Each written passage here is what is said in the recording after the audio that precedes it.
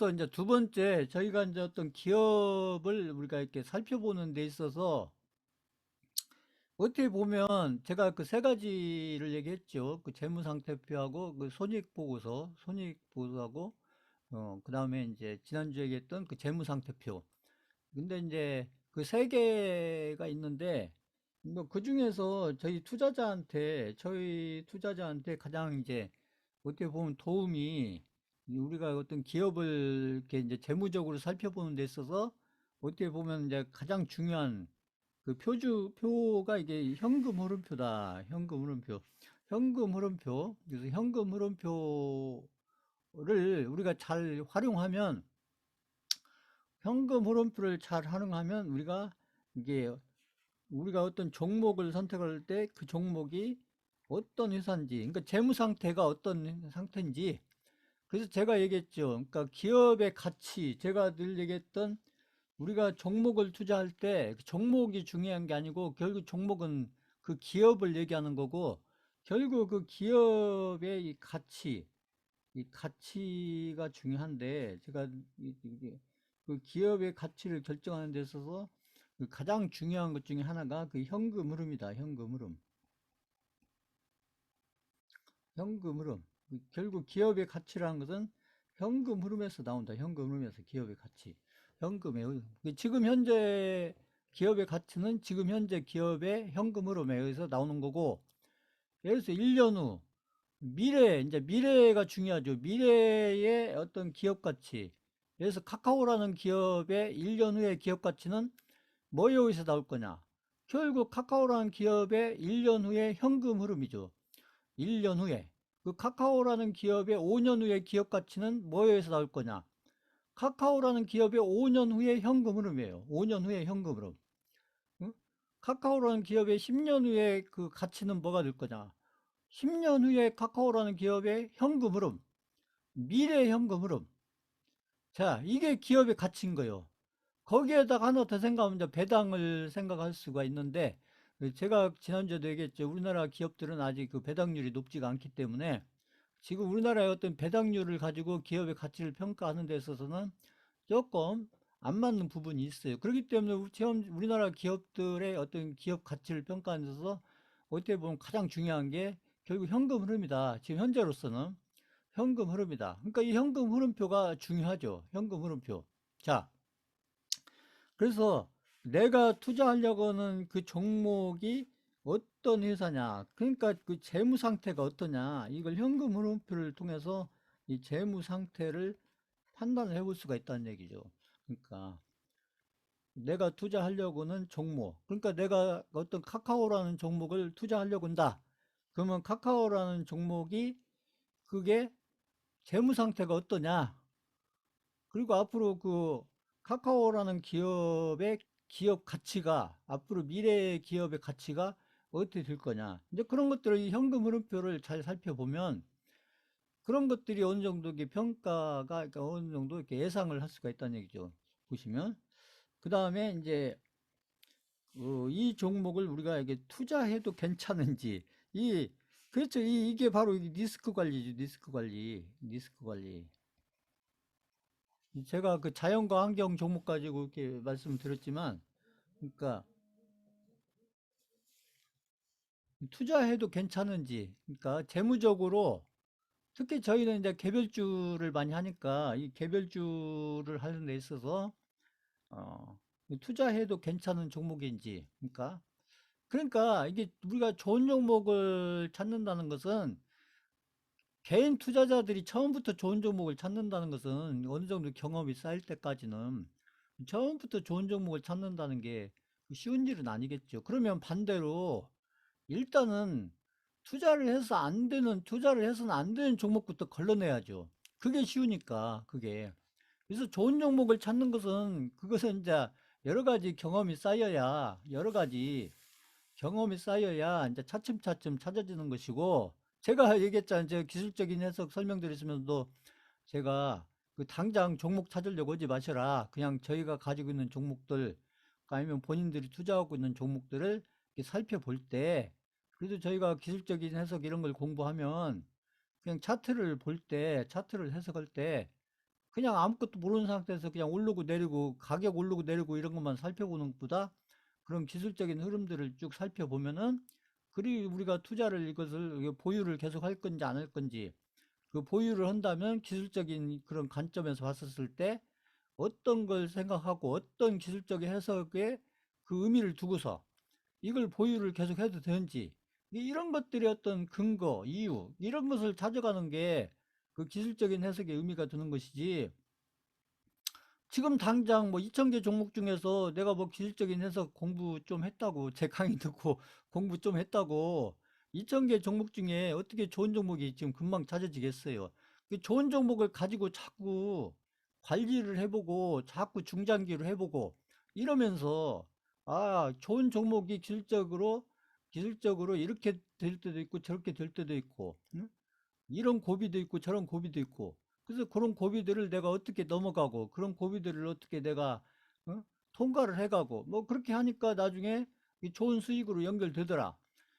이제 그런 것들이 경험이 이 종목 하나를 통해서 이렇게 자꾸 이렇게 쌓여가야죠. 그런 것들이. 그게 저희가 그 대선주 3년 동안 하면서 제가 뭐 기술적 해석을 처음부터 해드린 건 아니지만 그러니까 처음부터 했으면 좋았겠죠. 근데 처음에는 이제 그때야 저희가 이제 온라인 이런 줌 강의가 없었기 때문에 이 오프라인에서는 제가 이렇게 뭐그 기술적 해석 이런 걸 제가 강의할 수 있는 그런 상황이 안 되니까 이게 제가 이제 이렇게 쭉 온라인 강의를 하면서 여러 가지 제가 자료도 보여드릴 수 있고 차트도 보여드릴 수 있고 그러니까 제가 이제 거기에 그 기술적 해석 부분을 제가 넣어서 그 강의를 진행하는 겁니다. 이게 여건이 그러기 때문에 가능하니까 하는 것이고 근데 지금부터라도 저희가 이제 그런 것들을 제가 설명드리는 그런 설명들을 잘 이렇게 살펴보고 그 설명들에 대해서 의미를 생각해 보시고 그런 것들이 자꾸 쌓이고 하면서 그게 본인들 실력이 돼가는 거예요. 그런 것들이 그렇지 않겠어요? 본인들 1년, 2년, 3년 그런 설명을 자꾸 듣다 보면 그런 것들이 자꾸 자기 것이 되지 않겠어요? 제가 이제 생각하는 것은 이제 교육적으로 그런 쪽에 의미를 두고서 제가 설명을 제가 반복해서 해드리는 거고 자 아무튼 네네. 그 다음에 이게 저희는 이제 이게 오랫동안 투자를 해도 괜찮냐? 이게 중장기로 투자를 해도 되는 종목이냐?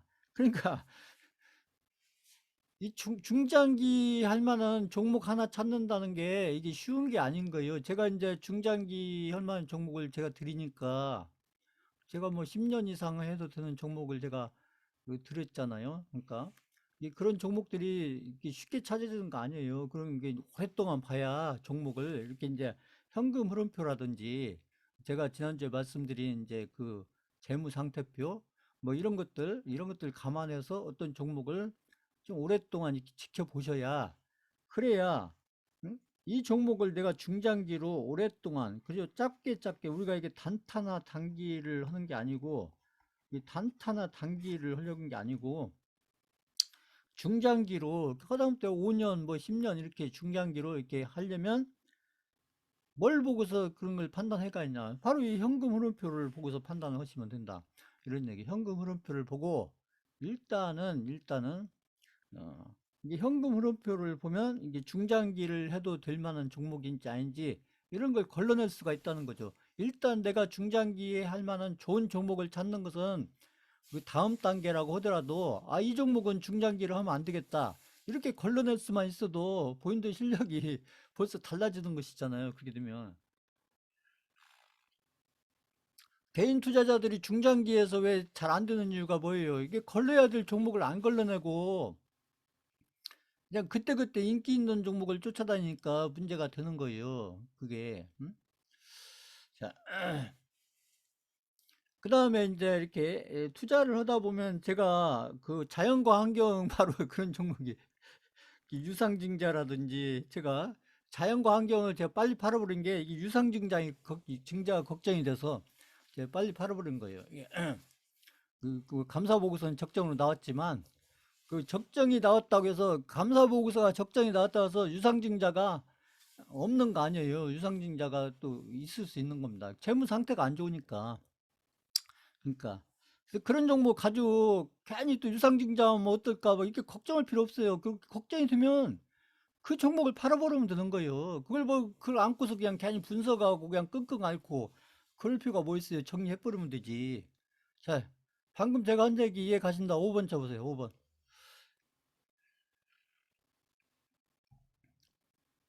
아니, 종목은 많은데 뭐하러 그냥 그 골치 아픈 종목을 안고서 거기서 수익을 뭐 얼마나 대박을 낸다고. 응?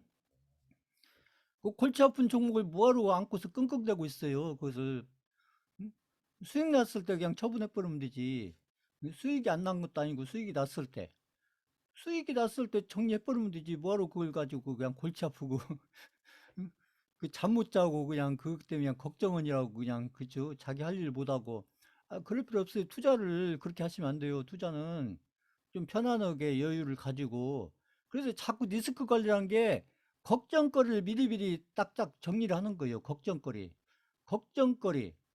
그 가지고 있으면 미래에 걱정거리가 될 만한 그런 것들을 미리미리 제거를 하면 되는 거예요. 미리미리. 나중에 가지고 있다가 당할 것이 아니라 미리미리 그걸 처분을 하면 되죠. 처분을. 아, 아니면 처음부터 사지를 말든지. 그러니까 그 처분부터 안 살려면은 지금 제가 설명드리는 이런 것들을 알아야 안 살 수가 있다는 얘기죠. 이런 것들을 알아야 되기 때문에. 그래서 감자라든지 감자. 주식 감자라는 것은 이 주식의 가치를 확 줄이는 거예요. 막 10분의 1, 뭐 이렇게 막 20분의 1 이렇게 줄이는 거예요. 줄이는 거. 기업에. 그러니까 망해가는 기업들이 그렇죠. 망해가는 기업들이 감자가 많이 나와요. 감자. 예전에 보면 막 그 현대건설 같은 경우도 예전에 보면은 그렇게 현대건설처럼 큰 기업도 그러니까 60년대, 70년대 그때 아무튼 그때 막 중동 붐 때문에 막 건설회사들이 막 아무튼 이렇게 아무튼 잘 나가다가 그 이후에 이제 건설 경기가 안 좋고 이렇게 되면 그러면 건설회사들이 막 안 좋아지잖아요. 그죠? 재무적으로 안 좋아질 수밖에 없죠. 그럼 이제 감자를 하는 거예요. 감자를. 그러니까 주식의 가치를 막 10분의 1, 뭐 20분의 1 이렇게 가치를 그렇게 조정하는 거죠. 가치를. 그러니까 가치를 높이는 쪽으로 조정한 게 아니라 가치를 낮추는 쪽으로. 가치를 뭐 그죠? 가치를 막 10분의 1 이런 식으로 되게 이제 망해가는 회사들이 감자를 하죠. 망해가는 회사들이. 그러니까요. 이렇게 유상증자, 감자, 상장 폐지. 그러니까 이런 과정을 거쳐서 상장 폐지를 가는 거예요. 유상증자하고 감자하고 상장 폐지하고 처음부터 상장 폐지로 가는 이런 기업도 있지만 대개 상장 폐지하기 전에 유상증자 이런 게 나오고 감자 나오고 그래도 안 되면은 이제 상장 폐지로 간다. 그러니까 이게 어쨌거나 이런 유상증자, 감자, 상장 폐지 뭐 이런 그 위험, 리스크가 없는지 이런 것들이 이제 현금 흐름표를 잘 살펴보면 아, 이게 잘못하면 이 기업은 유상증자가 나올 수도 있겠구나. 아니면 이 기업은 뭐 감자가 될 수도 있겠구나. 아니면 이 기업은 그 상장 폐지가 될 수도 있겠구나. 이런 것들이 그 현금 흐름표를 이렇게 잘 이렇게 이제 해석을 해가고 현금 흐름표를 이렇게 잘 살펴보면 최소한도 이런 위험성 있는 종목들을 피해갈 수가 있다는 얘기죠. 이런 종목들은 우리가 처음부터 선택을 하면 안 되는 거죠. 선택을 하시면 안 된다. 이런 종목들은. 투자 종목으로 이런 종목을 본인들 포트폴리오에 넣어놓고 있으면 안 된다. 이런 얘기가 드는 것이죠. 자, 그 다음에 우리가 그 현금 흐름표의 장점은 뭐냐? 이게 기업의 상태라는 건 이게 재무 상태죠. 재무 상태를 간단하게 파악할 수가 있다. 이게 장점이라는 거죠. 그 현금 흐름표를 이제 종목을 찾을 때 이제 이게 이제 기본적 분석이죠. 기본적 분석에서 가장 그 유용하게 쓰이는 것이 이 현금 흐름표예요. 현금 흐름표. 그래서 이 현금 흐름표를 잘 이렇게 활용하시면 그 리스크 관리하는데 아무래도 도움이 많이 되겠죠. 그래서 아무래도 이제 이게 대차대조표는 이게 이제 지난주에 했던 게 재무상태표죠. 재무상태표. 재무상태표나 손익계산서에 비해서 이해하기가 쉽다. 그러니까 이해하기가 어려우면은 또 어, 그것도 이제 사용하기가 쉽지 않은데, 그 현금 흐름표는 그렇게 어렵지 않다는 것이죠. 현금 흐름표는. 그러니까 쉽다. 그러니까 이제 이 현금 흐름표가 이렇게 주로 이제 지금 말씀드리는 이런 그 그 리스크 관리하는데, 재무적으로 리스크 관리하는데 이 현금 흐름표를 잘 이렇게 알고서 활용을 하시면 많은 도움이 될 수가 있기 때문에, 특히 중장기를 투자하는 이 투자자들은 이 현금 흐름표를 이렇게 적절히 한 번씩 살펴보면서 어떤 종목을 선택할 때 이 현금 흐름표를 잘 이렇게 활용해 가시면 좀 좋을 수가 있다. 이제 이런 얘기죠. 그러니까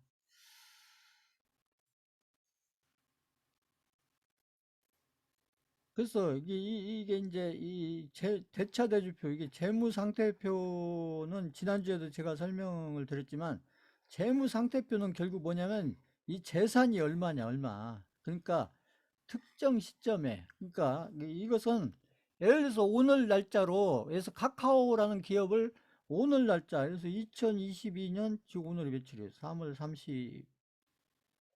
31일. 3월 31일로 해서 카카오라는 기업의 지금 오늘 날짜로 카카오라는 기업의 재산이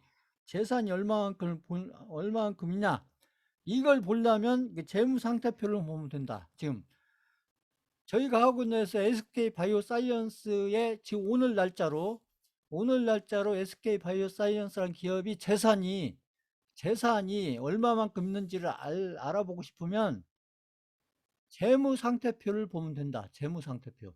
그 재무상태표를 보면 오늘 날짜로 해서 재산이 얼마만큼 있는지, 이걸 오늘이 중요하니까, 오늘로 해서 그 기업의 재산이 얼마만큼 있는지가 알아보고 싶다. 그러면 그 재무상태표를 보시면 되는 거고, 그 다음에 이제 손익계산서는 아직 제가 설명 안 드렸는데, 손익계산서는 이제 특정 기간, 예를 들어서 카카오라는 기업이 예를 들어서 오늘 날짜, 그러니까 2022년 3월 30일인데 이걸 거꾸로 해서 2021년, 그래서 3월 뭐 3일부터 해서 이렇게 1년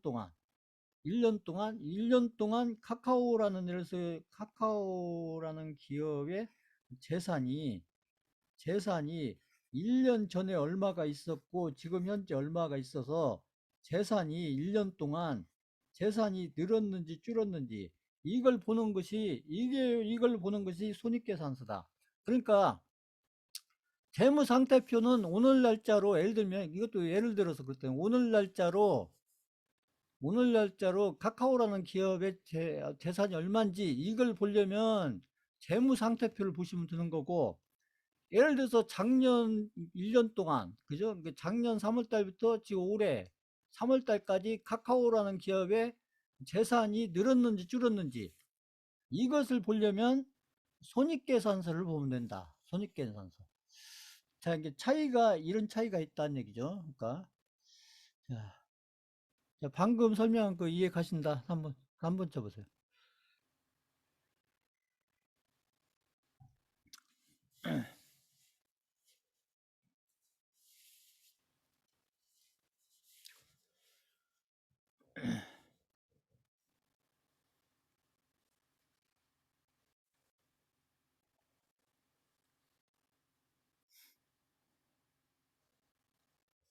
자, 그 현금 흐름표라는 것은 결국 뭐냐면, 현금 흐름이라는 것은 결국 기업은 어떤 활동을 한다는 얘기, 활동을. 이게 기업은 어떤 활동을 하는데, 기업이 하는 활동에는 크게 세 가지 활동이 있다. 그게 뭐냐면, 첫 번째가 영업활동, 그 영업활동이고, 두 번째가 투자활동, 세 번째가 재무활동. 그래서 하나, 둘, 세 개. 그래서 기업 활동에 가장 중요한 게 그 영업 활동과 투자 활동과 재무 활동, 이렇게 세 가지가 있다. 그러니까 기업 활동은 일단 세 가지 활동이 있다. 세 가지 활동. 이렇게 기억을 해 놓으세요. 그러니까 기업 활동에는 세 가지 활동이 있다. 세 가지. 그래서 이제 이걸 외우시라는 게 아니고 이렇게 있다는 걸 알아두세요. 이렇게 해서 그 영업 활동과 투자 활동과 재무 활동. 그 기업 활동에서 가장 중요한 게 이 세 가지 활동이라는 거예요. 세 가지 활동. 기업 활동에서 가장 중요한 활동이 이 세 가지 활동이다. 그래서 영업 활동은 뭐냐? 결국 영업 활동을 통해서 돈을 버는 거예요. 영업 활동을 통해서 돈을 번다. 돈을 버는 것은 기업의 무슨 활동이에요?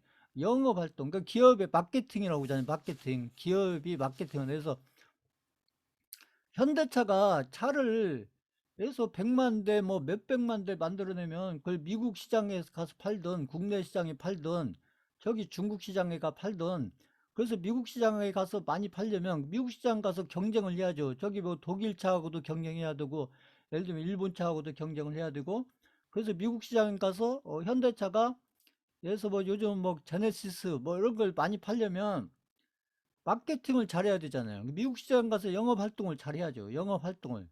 음?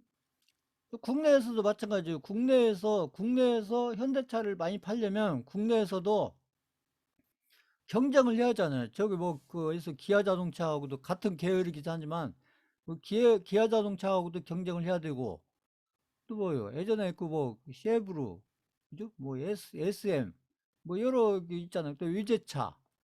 지금 뭐 한국 내 위제차도 많이 팔리니까 국내에서 그런 위제차하고도 경쟁을 해야 되고, 그게 영업활동이 영업활동. 현대차가 예를 들어서 차도 잘 만들어내야 되지만 그 만들어내서 그 차를 시장에 가서 어떤 경쟁자들하고 경쟁을 해서 많이 팔려면 결국에 뭘 잘해야 되냐? 그 영업활동을 잘해야 된다. 영업활동을.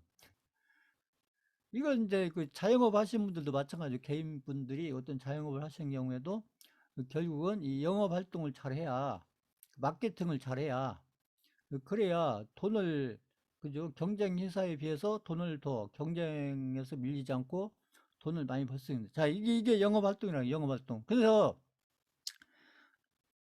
이제 영업 활동의 결과, 결국 플러스와 마이너스가 나와요. 플러스와 마이너스가 나오는데, 영업 활동은 이게 돈을 결국 벌면은 플러스가 되는 거고, 돈을 못 벌게 되면 마이너스가 되는 거예요. 아니면 지난주에 제가 재무상태에서 설명했듯이 물건을 팔기는 했는데 위상으로 팔았다. 위상으로. 현금을 받지 못하고 위상을 팔았다. 그러면 마이너스가 되는 거죠. 마이너스. 팔기는 했는데 돈을 아직 못 받았다. 물건은 팔았는데 돈을 못 받았다. 그러면 영업활동은 마이너스가 되는 거. 마이너스. 마이너스. 자, 방금 한 얘기 이해 간다. 5번 쳐보세요. 5번. 물건은 팔았는데 돈을 못 받았다. 그러면 영업 활동이 마이너스가 되는 거예요. 마이너스. 물건은 팔았는데 돈을 못 받았다. 그럼 영업 활동이 마이너스. 마이너스. 그러면 영업 활동은 이게 표를 보셨을 때 영업 활동은 플러스가 나오는 게 좋겠어요? 마이너스가 나오는 게 좋겠어요? 뭐가 좋겠어요? 그 채팅창에 적어 보세요. 영업 활동의 결과는 플러스가 나오는 게 좋겠어요? 마이너스가 나오는 게 좋겠어요? 채팅창에 써보세요. 채팅창에. 영업 활동의 결과. 영업 활동의 결과치는 플러스가 나오는 게 좋겠어요? 마이너스가 나오는 게 좋겠어요?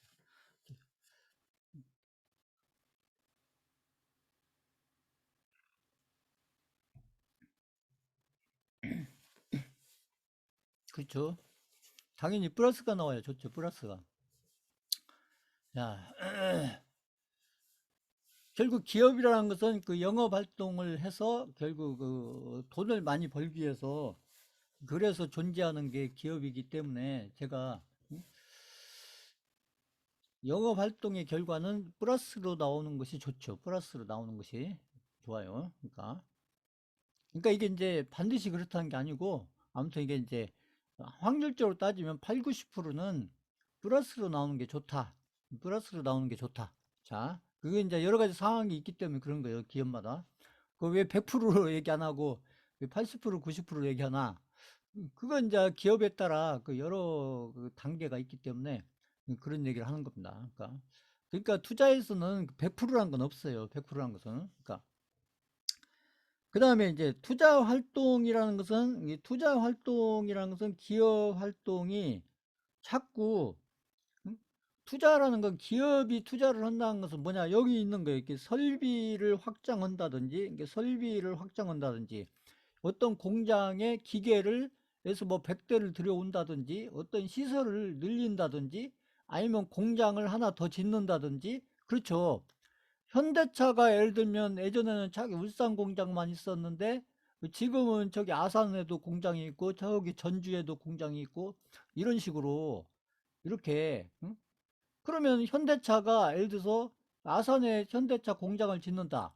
그러면 그게 투자 활동이 되는 것이죠. 그다음에 전주에다가 현대차 공장을 짓는다. 그러면 그게 현대차에서 보면은 그게 투자 활동이 되는 투자 활동. 그래서 시세를 늘린다든지 아니면 투자를 목적으로 다른 기업의 어떤 지분이나 재무증권을 취득한다. 그러니까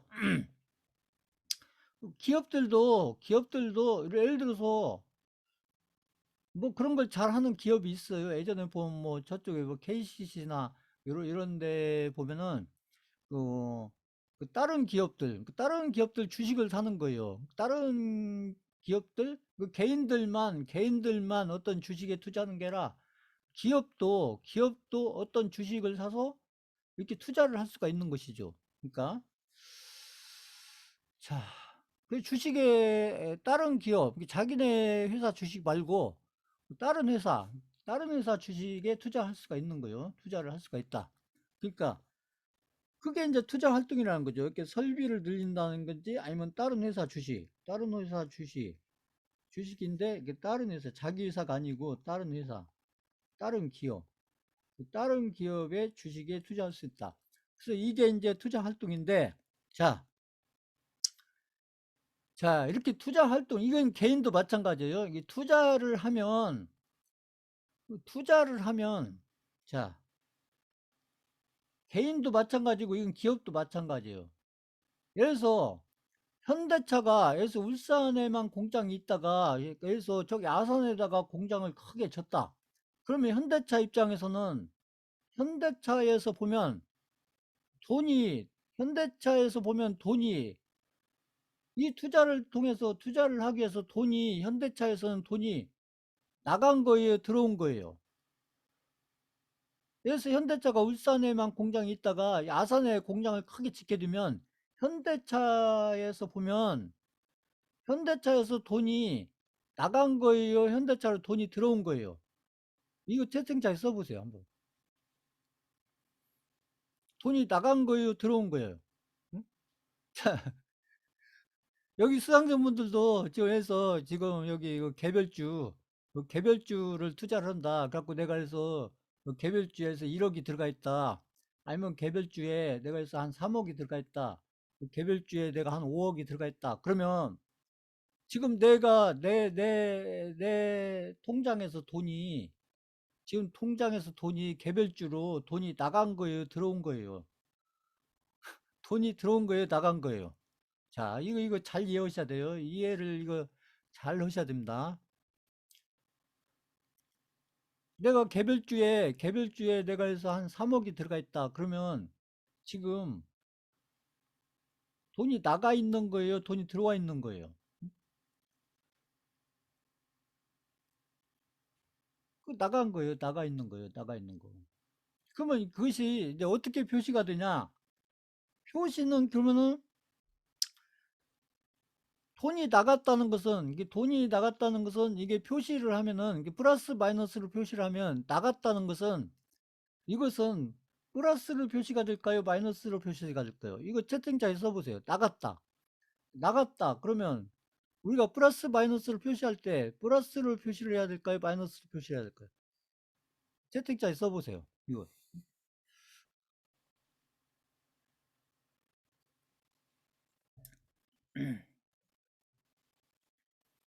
자, 이거 이해를 잘 하셔야 돼요. 제가 이거 자꾸 써보라고 하는 이유가 이게 굉장히 중요하기 때문에 제가 자꾸 써보라고 하는 거예요. 이거. 그렇다면, 자, 어떤 기업의 투자 활동의 결과가 플러스가 아니라 마이너스로 표시가 되어 있다. 반대로 얘기할까요? 반대로 얘기하면 이 투자 활동의 결과가 에서 플러스로 표시가 되어 있다. 플러스로 표시가. 투자 활동의 결과가 플러스로 표시가 되어 있다. 그러면 이것은 투자 활동의 결과가 플러스로 되어 있다. 그럼 이건 무슨 뜻일까요? 투자 활동의 결과가 플러스로 되어 있다. 기업의 입장에서, 개인 말고요. 기업의 입장에서 투자 활동의 결과치가 마이너스가 아니고 플러스로 표시되어 있다. 이건 무슨 뜻일까요? 이거. 플러스로 표시되어 있다. 플러스로. 자, 그렇죠. 그렇죠. 어, 어. 자, 이거 굉장히 중요한 얘기입니다. 이게 중요한 얘기예요.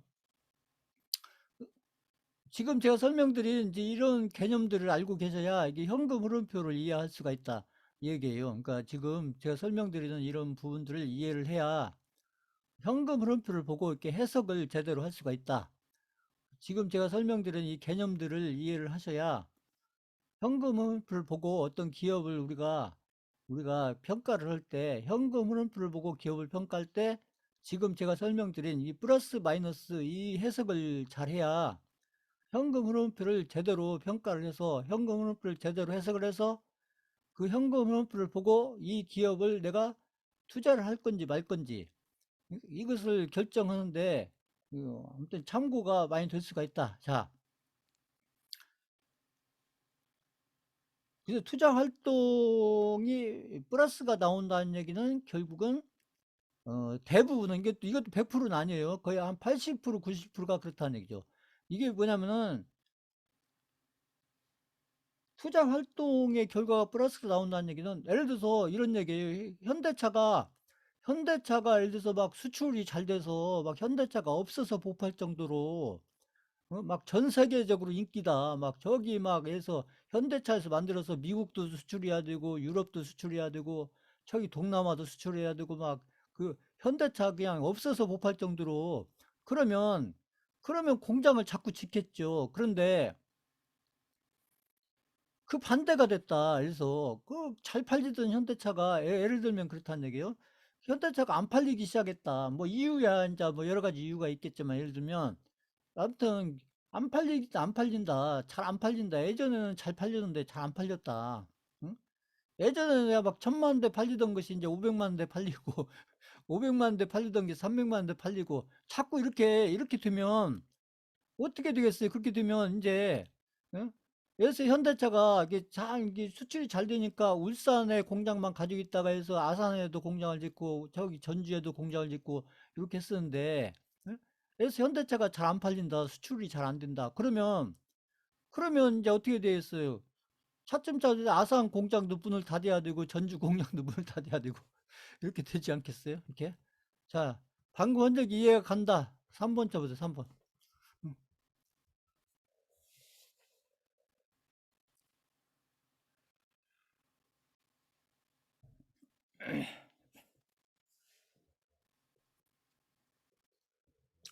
아, 그러니까 이제 이게 그 투자 활동이 플러스가 나온다는 경우도 이제 여러 가지 경우가 있지만 이제 가장 많이 일어나는 경우가 제가 방금 말씀드린 그 경우예요. 요 경우. 그래서 잘 안 팔린다. 많이 팔리던 게 잘 안 팔린다. 수출이 잘 되던 게 잘 안 되기 시작한다. 그게 이유야 이제 여러 가지 이유가 있겠죠. 그때그때 그 이유야 달라지는 거니까. 그러니까 그러면 이제 투자 활동이 이 공장을 팔면은 그 현금이 들어오니까 응? 그걸 뭐 제값을 팔든 뭐 반값에 팔든 경매로 팔든 아무튼 응? 현금이 들어오지 않겠어요, 현금이? 응? 그러니까 투자 활동이 플러스 나온다는 얘기는 거의 대개의 경우에 안 좋다는 얘기죠. 그 기업의 상황이 안 좋다. 그 기업의 영업 환경이 안 좋다. 대체로는 이제 그렇게 해석을 하시면 그게 100%는 아니지만 거의 맞다 얘기죠. 이게 이렇게 알고 계시면 돼요. 지금 제가 설명드린 듯이 보면. 그러니까 지금 이런 것들을 알고서 그 현금 흐름표를 이렇게 해석을 하셔야 그 해석을 제대로 해서 우리가 투자에 아무튼 종목을 우리가 선택하고 그 종목을 이렇게 계속 보유할 건지 안 할 건지 이런 결정을 해야 되는데 그 현금 흐름표를 보고 이제 해석을 하는 데 있어서 지금 제가 설명드리는 이런 부분들을 이렇게 잘 알고서 하셔야 된다. 이런 얘기죠. 그 다음에 이제 재무 활동이라는 것은 결국은 이제 이 재무 활동이라는 것은 이건 뭐냐면 결국 이제 어떤 기업에 돈을 가져오기도 하고 돈을 기업에서 빠져나가기도 하고. 이게 이제 재무 활동인데, 이게 파이낸스, 돈의 흐름인데, 대개 이제 이 재무 활동은 대부분 이게 이제 뭐냐면, 이게 되게 이 어떻게 보면 이게 빌린 돈과의 돈의 활동이 빌린 돈. 아까 보시면 재무 활동에서 돈의 흐름은 이 빌린 돈의 흐름. 아까 영업 활동에서의 영업 활동에서 현금 흐름은 이것은 이거 우리가 영업을 잘해서 이렇게 버는 돈. 그러니까 영업을 통해서 버는 돈의 흐름을 나타내는 게 영업 활동이고, 이 재무 활동은 우리가 이제 기업 활동을 하다 보면 돈이 부족한 경우가 많이 생길 수가 있다는 얘기죠. 이게 나쁜 의미가 아니라 좋은 의미로도 어떤 기업이 확장을 하거나 기업이 자꾸 커지는 경우에 그러지 않겠어요? 아까 응? 현대차가 울산에만 공장이 있다가 그 현대차가에서 저쪽 아산에 공장 하나 들리려면 현대차에 있는 어떤 자본금으로 질 수도 있겠지만 그 자본금이 부족하면 그러면 은행에서 돈을 빌려오든지 이렇게 해야 되지 않겠어요? 이렇게. 응? 자, 그래서 빌린 돈, 그러니까 빌린 돈과 관련된 게 이제 이게 재무 활동인데 이건 두 가지 경우가 있는 거죠. 이것은 이제 돈을 이렇게 빌려오는 활동이 있고, 그리고 또 하나는 그동안에 빌려왔던 돈을 빌려온 돈을 갚는 활동. 이게 두 가지가 있는 거죠. 돈을 빌려오는 활동이 있고, 그동안에 빌려왔던 돈에서 5년 전에 빌려왔던 돈, 아니면 1년 전에 빌려왔던 돈, 3년 전에 빌려왔던 돈을 갚는 활동. 근데 예를 들어서 돈을 갚는 것이 우리가 이제 어떤 돈을 빌려서 어떤 공장을 졌는데, 그래서 현대차가에서 아산 공장을 질 때, 그래서 어떤 은행에서 1,000억을 빌려갖고 공장을 졌는데, 한 3년간 영업을 잘해서 거기서 그 차를 만들어 가지고 수출을 잘하든지 국내에 팔든지 해서 그래서 한 3천억을 벌었다. 그래서 이제는 1,000억을 갚아도 되겠다. 이렇게 해서 갚을 수가 있는 거죠. 예를 들면 그렇게 해서 갚을 수도 있고, 아니면 예를 들어서 현대차가 예를 들어서 그 1,000억을 빌려서 3년 전에 빌려서 아산 공장을 졌는데, 그래서 은행의 만기가 3년짜리였다. 그러면 갚아야 될 거 아니겠어요. 돈을 못 벌었어도. 만기가 다 됐다. 은행에서 만기가 다 됐다. 근데 은행에서는 갚으라고 한다. 응? 그래서 만기 연장 안 해주고 갚으라고 한다. 그러면 갚아야 되지 않겠어요. 예를 들어서. 그래서 아무튼 돈을 벌어서 갚든 아니면 다른 데서 돈을 빌려서 갚든 이렇게, 그래서 돈을 빌려오거나 빌려온 돈을 갚는 이제 이런 것과 관련해서 하는 활동이 재무 활동이다. 그래서 이제 기업이 결국은 이제 이 빌려온다는 것이 이게 뭐냐, 기업의 어떤 자금 조달과 관련된 거죠. 자금 조달. 제가 그때 지난주에 그 재무상태표 설명할 때도 재무상태표에서 중요한 게 이 자금 조달을 얘기하는 것이다.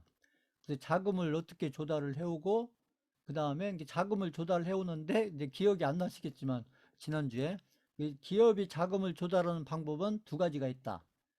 주식을 가지고 유상증자를 통해서 조달하는 방법이 있고, 어떤 은행에서 대출을 빌려오는 어떤 그 차입을 통해서 조달하는 방법이 있고. 그래서 어쨌거나 자, 재무 활동이라는 것은 결국 뭐냐, 이렇게 돈을 이렇게 이제 재무 활동도 두 가지 경우가 있다. 플러스인 경우가 있고 마이너스 경우가 있다. 재무 활동의 결과가 플러스인 경우가 있고 마이너스 경우가 있다. 그런데 이제 이 재무 활동 같은 경우는 이제 플러스가 좋냐 마이너스가 좋냐 이것은 환경으로 이렇게 딱 그 단정을 질 수가 없고, 이제 기업이 이제 어떤 단계에 있느냐, 기업이 어떤 사이클상으로 어떤 기업의 사이클이 어떤 단계에 있냐에 따라서 이 재무 활동에 대한 평가가 달라진다. 그러니까 재무 활동은 이 플러스가 좋냐, 마이너스가 좋냐, 이렇게 바로 단정 지어서 이렇게 할 수 있는 게 아니고, 그렇죠. 아무래도 기업이 생긴 지 얼마 안 됐다. 그래서 벤처기업이라든지, 지난주에 말씀드렸지, 이렇게 기업이 생긴 지가 얼마 안 됐다. 이런 기업들은 아무래도 차입금이 많이 않겠어요. 재무활동을 통해서 돈을 빌려오는 돈이 많지 않겠어요? 기업이 생긴 지가 얼마 안 됐다. 기업이 생긴 지가 앞으로 1년, 2년, 3년 뭐 이렇게 얼마 안 됐다, 기업이. 뭐 그런 기업들은 자꾸 돈을 빌려오는, 갚는 돈보다 빌려오는 돈이 많지 않겠어요? 빌려오는 돈이. 자, 그런 경우에는 결국 그 기업이 돈을 빌려온다는 것은 그 돈을 빌려와서 결국 투자를 늘린다는 얘기죠. 아까 그 현대차가 예를 들어서 그렇잖아요. 울산 공장만 가지고 있다가 여기서 아산 공장을 짓는다. 근데 현대차가 가지는 돈만으로 짓기에는 부족하다. 그래서 한 천억이 부족하다. 그러면 천억을 빌려다가 아산 공장을 짓는데 결국 투자하는 데 쓰는 거죠. 자, 그런 경우에는 좋게 해석을 해야죠. 나쁘게 해석은 없다. 좋게. 자, 방금 한 얘기 이해가 간다. 5번 쳐보세요. 5번. 방금 한 설명 이해 간다. 5번.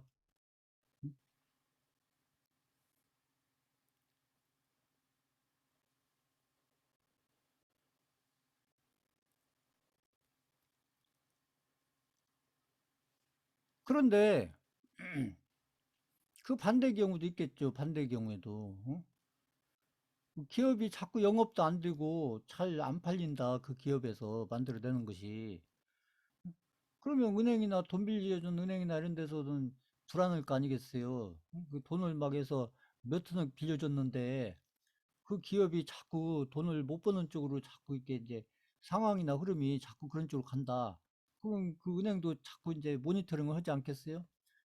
은행도 리스크 관리를 해야 되니까. 그럼 어떻게 하겠어요? 돈을 갚으라고 하겠죠, 자꾸. 응?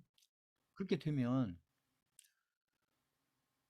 자, 그걸 갚으면은 플러스가 되겠죠. 그러니까 이제 여기서 재무 활동을 통해서 이게 돈이 들어오게 되면 이게 플러스가 되는 거고, 그 재무 활동을 통해서 마이너스가 된다. 자, 재무 활동을 통해서 플러스가 난다는 얘기는 재무 활동을 통해서 기업으로 돈이 들어온다는 얘기고, 재무 활동을 통해서 마이너스가 난다. 재무 활동을 통해서 마이너스가 난다. 이건 무슨 뜻일까요? 재무 활동을 통해서 결과가 마이너스가 난다. 마이너스. 이게 무슨 뜻일까요? 한번 써보세요. 채팅창에. 재무 활동을 통해서 마이너스가 난다. 어렵죠, 이거. 재무 활동을 통해서 마이너스가 난다. 마이너스. 이게 무슨 뜻일까요? 아까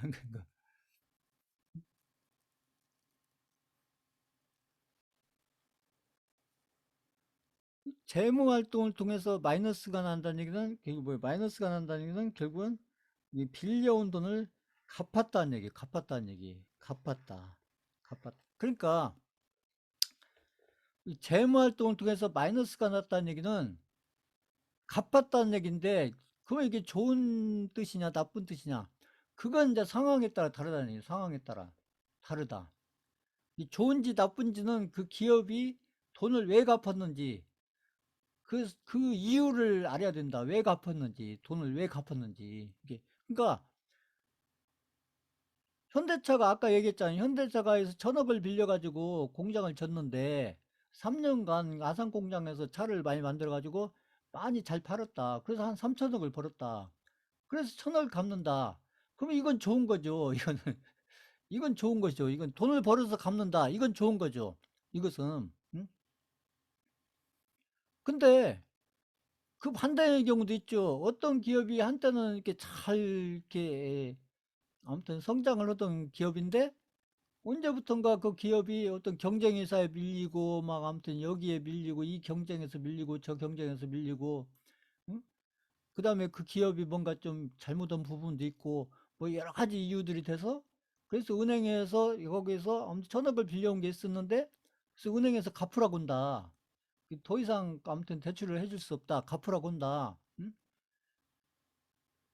그래서 다른 선택을 할 수가 없기 때문에 갚을 수밖에 없어서 갚는다.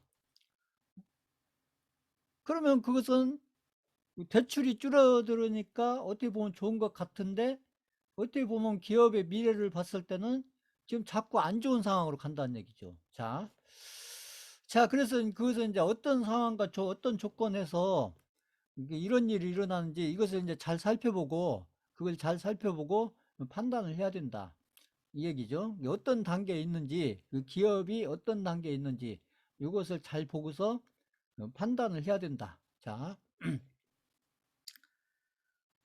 그래서 이제 기업의 이게 이제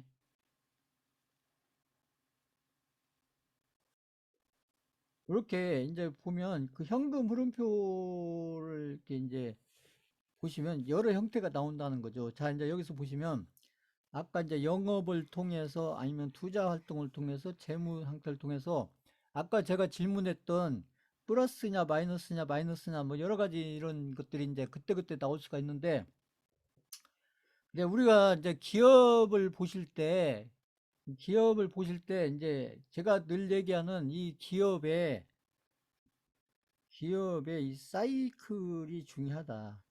이게 기업의 사이클이 중요한데 기업이 이제 그 아무튼 이게 생긴 지 얼마 안 되는 여기 이제 막 생겨가지고 얼마 안 되는 이런 기업이 생긴 지 얼마 안 되는 이런 단계에 있는 기업일 수도 있고 그 다음에 이 단계를 넘어가서 기업이 이제 넘어가서 이렇게 계속 이렇게 잘 성장하는 이런 성장하는 시기가 있고 어떤 기업이 성장하는 시기가 있고 그 다음에 이제 성장은 웬만큼 다 성장을 한 다음에 그 다음에 이제 돈을 이제 벌고 있는 그런 단계. 성장은 더 이상 성장하기는 어렵고 그 성장을 할 대로 다 한 상태에서 계속 돈만 벌고 있는데 그런 단계가 이제 성숙기가 되는 거예요. 성숙기.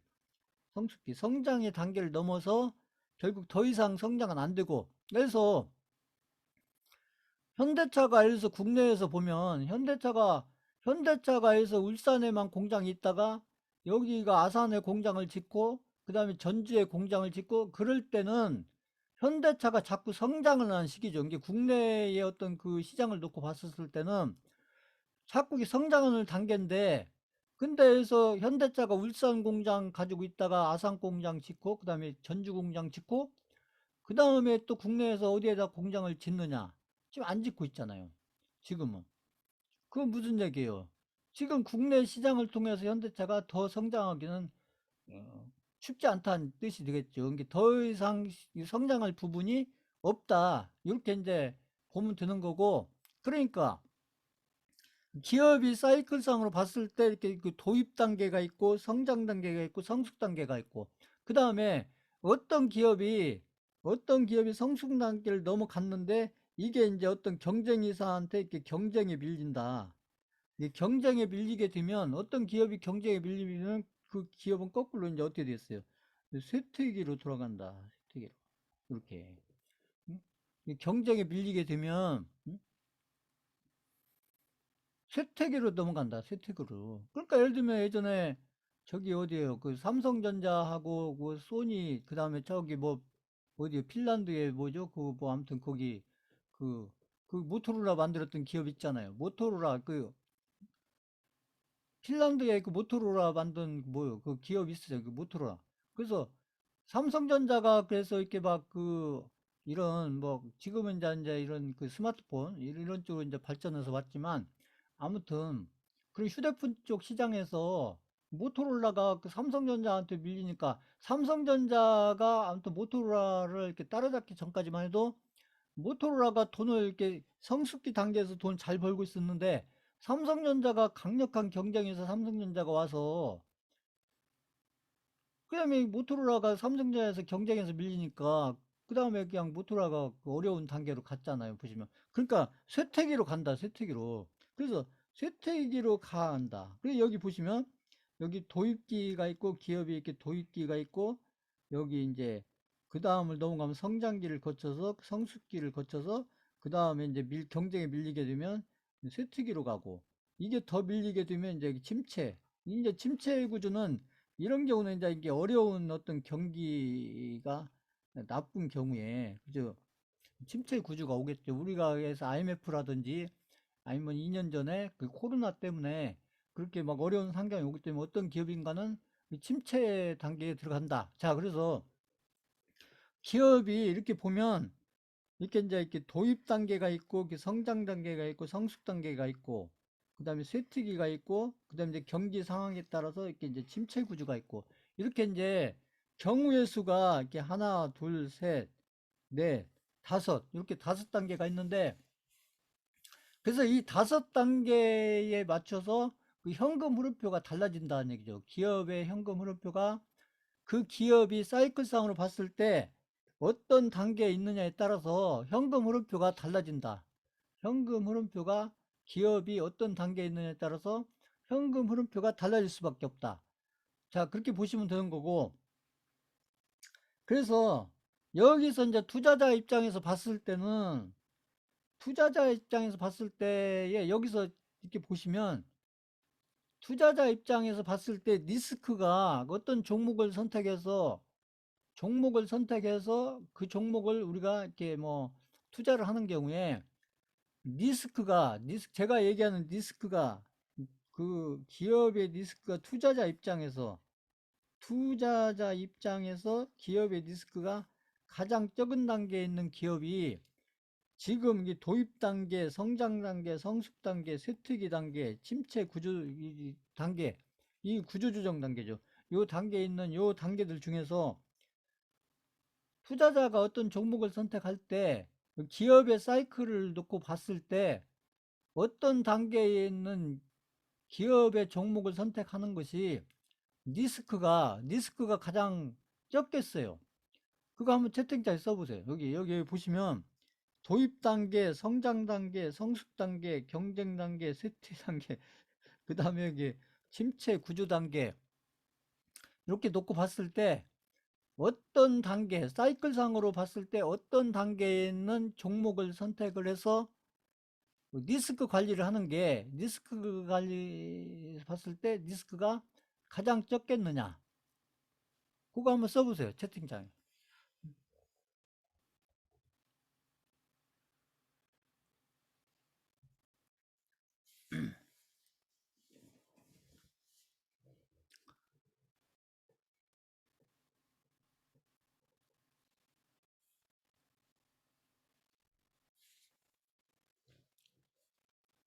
자,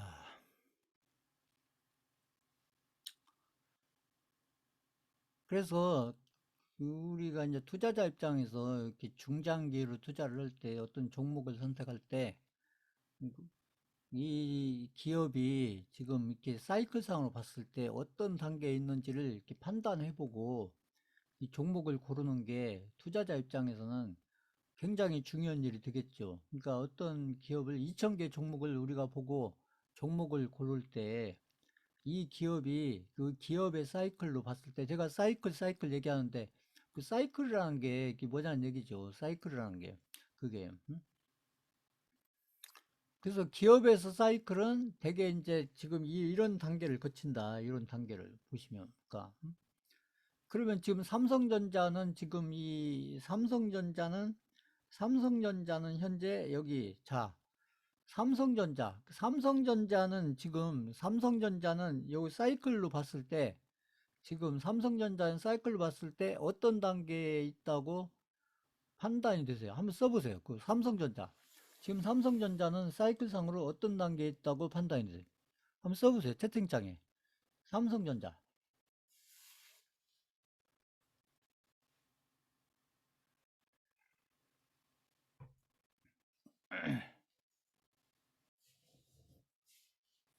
이게 맞추시라는 게 아니고 한번 본인들이 한번 판단하는 대로 한번 써보세요.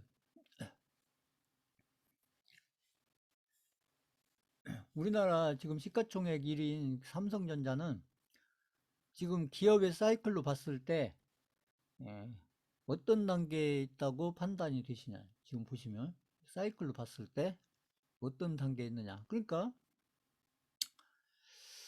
어, 이런 판단이 굉장히 중요하겠죠. 그러면 제가 지금 그 우량주로 계속 얘기하고 있는 그 카카오라는 기업은 지금 어떤 단계에 있다고 판단이 돼요?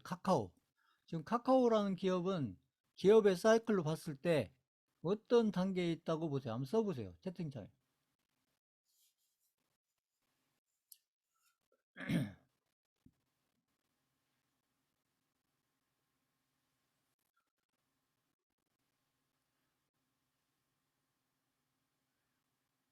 하나 더 볼까요? 지금 저희가 하고 있는 그 SK 바이오사이언스.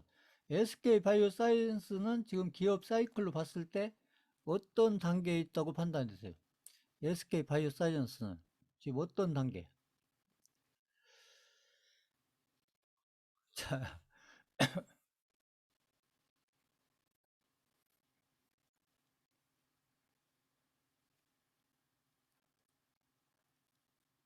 특히 이런 게 중장기를 투자한 게 제가 얘기하는 중장기는 이렇게 5년 이상 이렇게 투자할 어떤 우량주를 우리가 선택하는 데 있어서는 이런 어떤 기업의 사이클에서 어떤 단계에 있는지 이걸 판단해서 이 종목을 이렇게 선택해서 이렇게 중장기 투자를 하시는 게 중요한데, 자, 지금 이제 이렇게 삼성전자, 그 다음에 지금, 그죠? 카카오, SK 바이오사이언스, 응? 지금 저희가 지금 하고 있는 이 두 종목, 그 다음에 그 SK 하이닉스, SK 하이닉스는 지금 어떤 단계에 있을까요? SK 하이닉스. SK 하이닉스는 어떤 단계에 있을까요? 기업의 사이클로 봤을 때 SK 하이닉스는 지금 어떤 단계에 있을까요? 사이클상으로.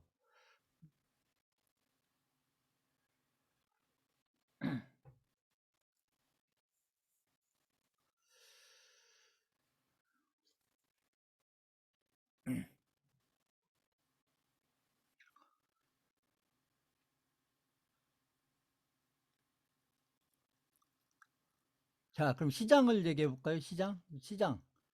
시장이 지금 시장을 놓고 봤을 때 그 산업, 지금 산업을 보자고요. 산업.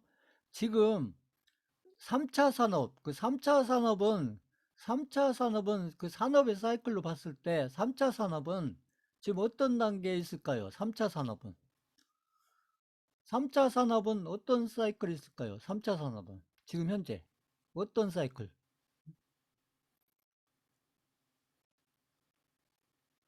지금 제가 하는 질문이 지금 굉장히 중요한 질문이라는 생각이 들지 않으세요? 지금 제가 하고 있는 질문이 지금 굉장히 제가 중요한 질문을 하고 있다는, 지금 제가 그냥 질문하는 거 아니에요. 지금 제가 지금 굉장히 중요한 질문을 하고 있습니다. 그렇다면 지금 그 4차 산업, 4차 산업은 그러면 사이클상으로 어떤 단계에 있을까요? 4차 산업은. 지금 4차 산업은, 4차 산업은 산업의 사이클로 봤을 때 어떤 단계에 있을까요? 4차 산업은.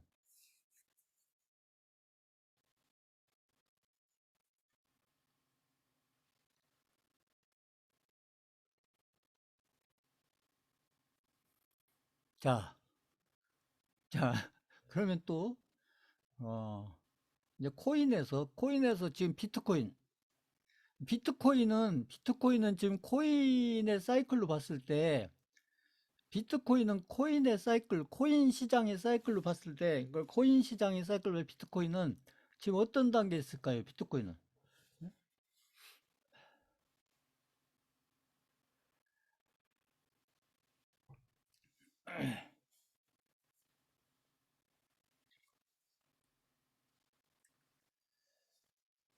자, 지금 제가 지금 몇 가지 지금 사이클 질문을 했는데, 이게 지금 제가 한 질문, 지금 본인들이 채팅창에 쓴 것이, 그것이 맞고 틀리고를 떠나서, 그 정답은 없어요. 맞고 틀리고를 떠나서, 뭐가 좀 이렇게 제 질문한 거 이렇게 한번 쭉 이렇게 답변해 보면서, 뭔가 좀 이렇게 정리되는 듯한 느낌이 들지 않으세요? 쭉 본인들이? 쭉 이렇게 해서? 제 질문에 이렇게 답변을 하면서 뭔가 사이클에 대해서 저희가 지금 가장 중요하게 생각하고 있는 투자 대상으로서 지금 저희가 가장 중요하게 생각하고 있는 그런 부분들이 지금 상당 부분 좀 정리되는 듯한 아마 그런 어떤 생각이 좀 들지 않으실까 이렇게 저는 생각을 하는 거고, 자, 지금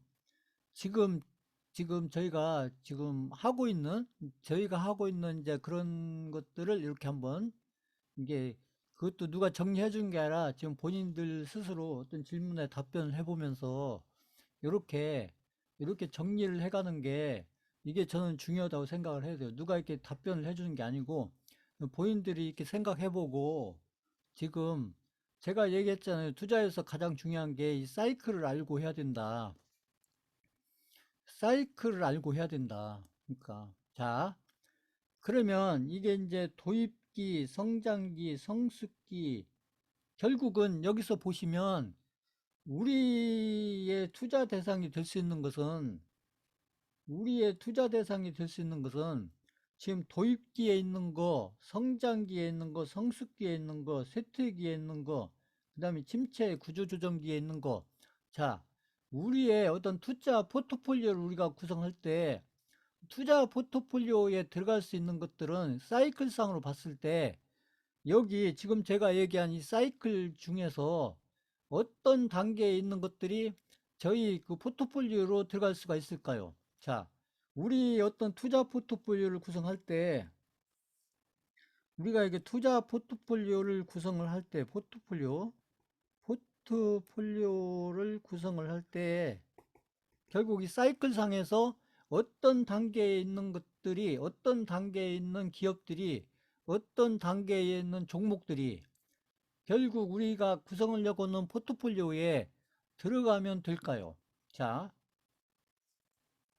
한번 써보세요. 채팅창에. 여기 사이클 상으로 봤을 때 사이클의 어떤 단계에 있는 기업들, 어떤 단계에 있는 종목들, 그 종목들을 가지고 포트폴리오를 구성을 하게 되면 그렇게 해서 투자를 우리가 중장기로 해갔을 때 투자 결과가 좋게 나올까요? 우리가 투자를 할 수 있는 것은 결국은 이 단계에서 보면 결국은 여기 도입 단계, 성장 단계, 성숙 단계 요 세 단계죠. 세 단계. 자, 그렇다면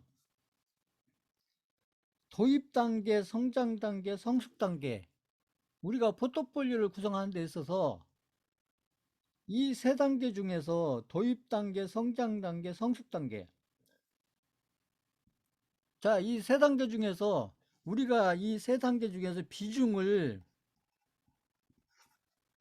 사이클 상에서 봤을 때 비중을 어떤 단계에 있는 비중을 제일로 많이 가지고 가야 될까요? 여기 도입 단계, 성장 단계, 성숙 단계 중에서 비중을 어떤 단계에 있는 비중을 제일로 많이 가지고 가야 될까요?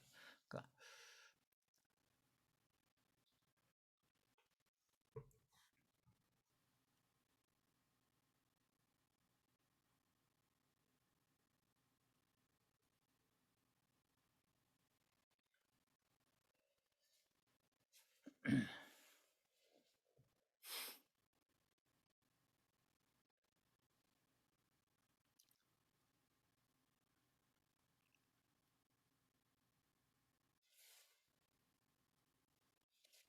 자, 이게 굉장히 중요한 내용이 되겠죠. 지금 제가 얘기한 요게 제가 그 포트폴리오를 구성할 때 종목이 중요한 게 아니고 그 비중이 가장 중요하다. 비중이 가장 중요한 것은 알겠는데 그러면 비중을 우리가 어떤 쪽을 비중을 많이 넣고 어떤 쪽을 비중을 좀 적게 갖고 그게 비중을 잘 짜는 것이죠. 그러니까 어느 쪽을 비중을 많이 가지고 가고 어느 쪽을 비중을 좀 상대적으로 항상 상대적인 거예요. 전체에 대해서 어느 쪽을 비중을 많이 가져가고 어느 쪽을 비중을 적게 가져갈 거냐. 이 비중 조절을 결국 잘해야 비중 조절을 잘해야 결국은 우리가 그 어떤 포트폴리오를 통해서 수익을 결국에서 1년 후, 2년 후, 3년 후 수익을 크게 가져갈 수가 있는데 그러면은 이 사이클을 놓고 봤었을 때 어떤 쪽에 비중을 많이 포트폴리오에 가지고 가야 되느냐. 이게 굉장히 중요한 문제가 되겠죠. 자, 이제 지금 제가 설명드린 지금 이제 그 도입 단계, 성장 단계, 성숙 단계 뭐 여러 가지 제가 설명을 쭉 했는데 지금 이제 이런 어떤 도입 단계, 성장 단계, 성숙 단계 이 이제 사이클에 대한 개념을 우리가 실제로 투자하고 있는 종목이나 아니면 우리가 이제 우리 시장에서 봤었을 때 지금 가장 중요한 위치에 있는 게 삼성전자 지금 요것을 제가 말씀드리면서 그럼 하나 더 질문해 볼까요? 제가 지금 제약바이오 중에서 그 삼성바이오로직스는 지금 사이클상으로 어떤 단계에 있을까요? 지금 삼성바이오스 제가 중장기로 종목을 들었으니까 삼성바이오스는 지금 사이클상으로 어떤 단계에 있을까요? 삼성바이오스.